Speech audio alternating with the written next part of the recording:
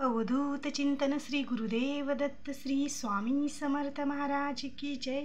श्री स्वामी समर्थ सर्व ताई आणि दादांना तुमचं सर्वांचं स्वामी समर्थ माझी आई या चॅनेलमध्ये स्वागत आहे। आजचा दिवस स्वामी महाराजांच्या कृपेने तुमचा सुखाचा आणि आनंदाचा जाओ हीच स्वामीचरणी प्रार्थना करून आजच्या व्हिडिओला सुरुवात करूया। तर आजचा आपला व्हिडिओ आहे की स्वामी चरित्र सारामृताचं एक दिवसीय पारायण कसं करायचं। आता बघा बरेच वेळेस काय होतं की बरेच जण स्वामी चरित्र सारामृताचे 9 पारायण करतात किंवा 7 पारायण करतात किंवा 21 करतात किंवा 108 करतात पारायण। पण बऱ्याच ताईंना काय होतं की वेळेअभावी त्यांना स्वामी चरित्राचे एवढे पारायण करायला शक्यच नसतं। मग त्यांच्यासाठी आजचं हे एक दिवसीय पारायण कसं करायचं, त्याला साहित्य काय लागतं, त्याची पूजाविधी काय असते, ते सर्व काही आज या व्हिडिओमार्फत जाणून घेणार आहोत। तर बघा, स्वामी हे आपले स्वामी माऊली आपली खूप दयाळू आणि मायाळू आहे। आपण जर काही संकटात असेल तर स्वामी महाराज तेथे आपल्याला कोणत्या ना कोणत्या रूपात धावून येऊन आपल्या सेवेकऱ्याची म्हणा, आपल्या भक्तांची ते कोणत्या ना कोणत्या रूपात येऊन मदत करतच असतात। पण एवढंच की आपल्याला ते कळत नाही, कळतं पण वेळ निघून गेल्यास कळत असतं।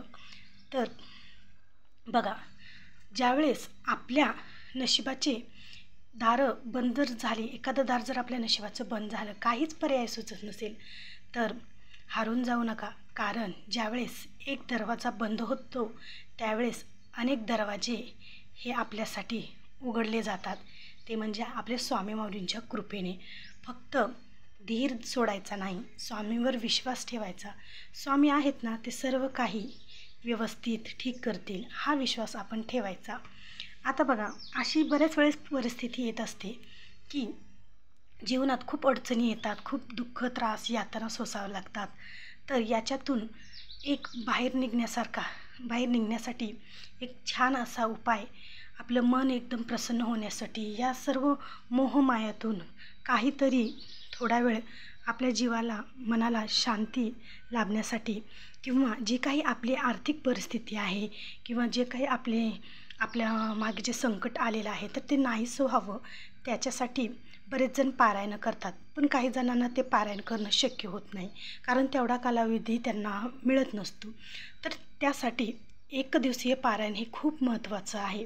बघा, त्याच्यासाठी आपल्याला हा ग्रंथ लागतो, स्वामी चरित्र सारामृतची पोथी। बघा, ही पोथी खूप दिव्य आहे, हा ग्रंथ खूप दिव्य मानलेला आहे।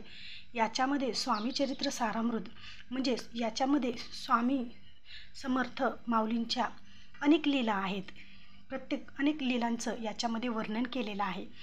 त्यांनी कोठे त्यांचा वास होता, त्यांनी कोठे काय काय लीला केलेल्या आहेत, सर्व या दिंडोरी प्रणीत स्वामी चरित्र सारामृतामध्ये सर्व काही आहे। तर बघा, याच्यात एकूण 21 अध्याय आहेत। तर या प्रत्येक अध्यायामध्ये आपण स्वामींच्या लीला पाहतो की स्वामी कसे स्वामी कुणाला प्रसन्न झाले, स्वामींनी कसे त्यांना चमत्कार दावलेले आहेत, कशी त्यांना अनुभूती आलेली आहे, कशी प्रचिती आलेली आहे, या सर्व या ग्रंथामध्ये त्यांचं वर्णन केलेलं आहे। तर हा ग्रंथ हा खूप दिव्य आहे। जे कोणी या ग्रंथाचं वाचन करतील, जे कोणी ह्या ग्रंथाचं पारायण करतील, त्यांच्या जीवनाचं सोनं झाल्याशिवाय राहणार नाही।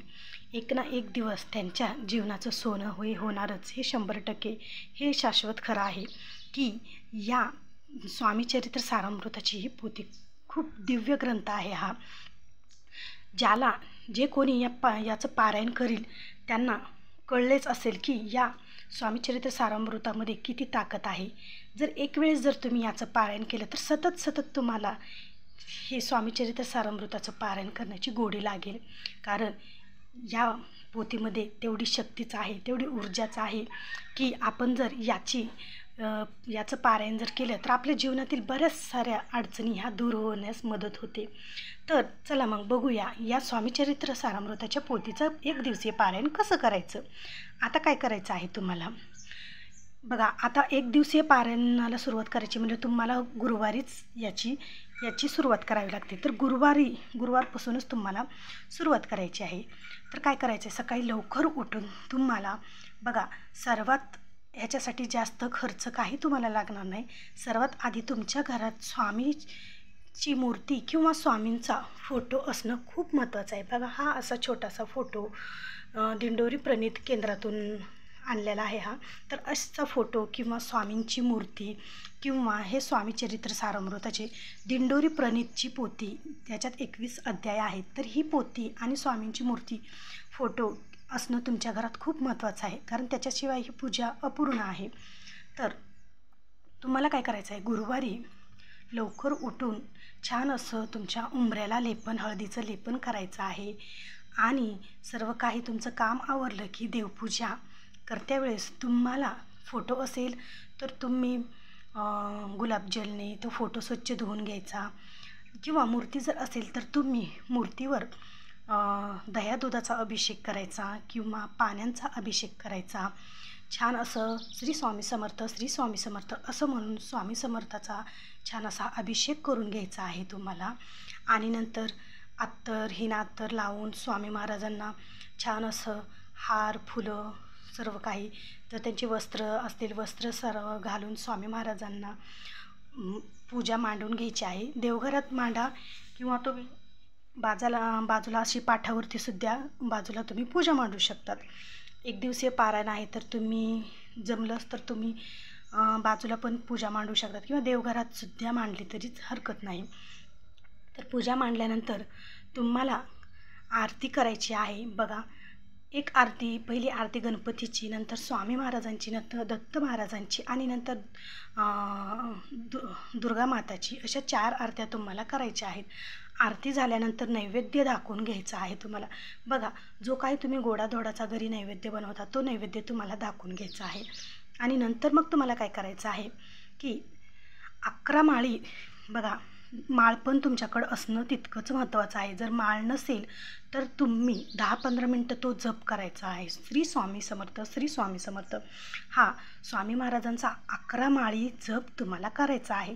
त्याचबरोबर 11 वेळेस तारक मंत्रही तुम्हाला म्हणायचा आहे. स्वामी महाराजांचा तारक मंत्र तर हाच तुम्हाला माहीत आहे. आणि जर तुम्ही ही सेवा संकल्प करून जर करणार असाल तर सर्वात आधी तुम्हाला संकल्प करायचा आहे. स्वामी महाराजांच्या या पोथीला वाचनाला सुरुवात करायच्या आधी तुम्हाला संकल्प करायचा आहे.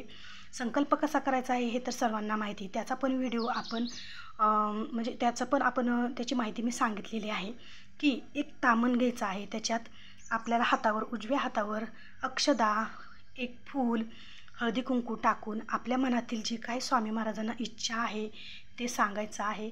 आणि नंतर आपलं पूर्ण नाव सांगायचं आहे, आपलं गोत्र सांगायचं आहे.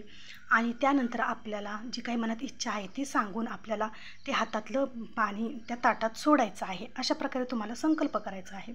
आणि संकल्प झाल्यानंतर मग तुम्ही पोथी वाचण्यास सुरुवात करायची आहे. तर 11 वेळेस श्री स्वामी समर्थ या मंत्राचा जप करायचा आणि 11 वेळेस तारक मंत्र तुम्हाला म्हणायचा आहे. तर हे सर्व काही झाल्यानंतर तुम्हाला स्वामी चरित्र सारामृतामधले एक अध्याय तुम्हाला वाचून घ्यायचे आहेत. आता बघा, बऱ्याच वेळेस काय होतं की प्रत्येक जणांना एका बैठकीत पूर्ण अध्याय करणं जर शक्य नाही झालं तर तुम्ही 10 अध्याय वाचून आधी घ्या, नंतर राहिलेले 10 अध्याय तुम्ही असे वाचू शकतात. खरं तर एका बैठकीत केलेली सेवा ही खूप महत्त्वाची असते म्हणा, किंवा एका बैठकीत केलेली सेवा मी तर म्हणते चांगलीच असते. जर तुम्हाला अडचण असेल किंवा काही काम असतं, अचानक जर तुम्हाला उठावं लागलं तर तुम्ही 10 अध्याय आता 11 अध्याय नंतर पण तासभराने वाचली किंवा 12-12:30च्या आतही तुम्हाला सेवा करायची नाही.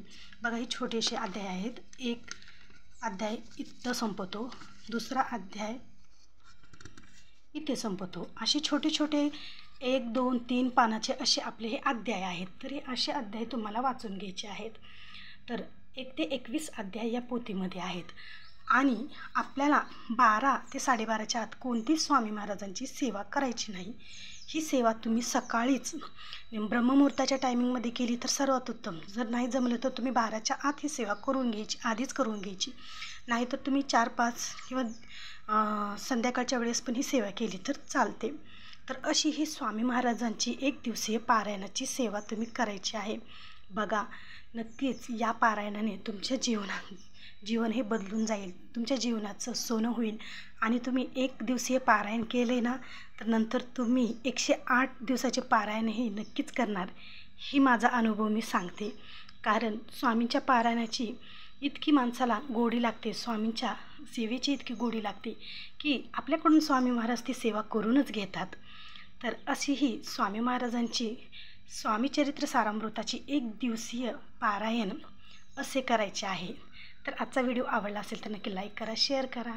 भेटू पुन्हाच अशा एका व्हिडिओसोबत. श्री स्वामी समर्थ.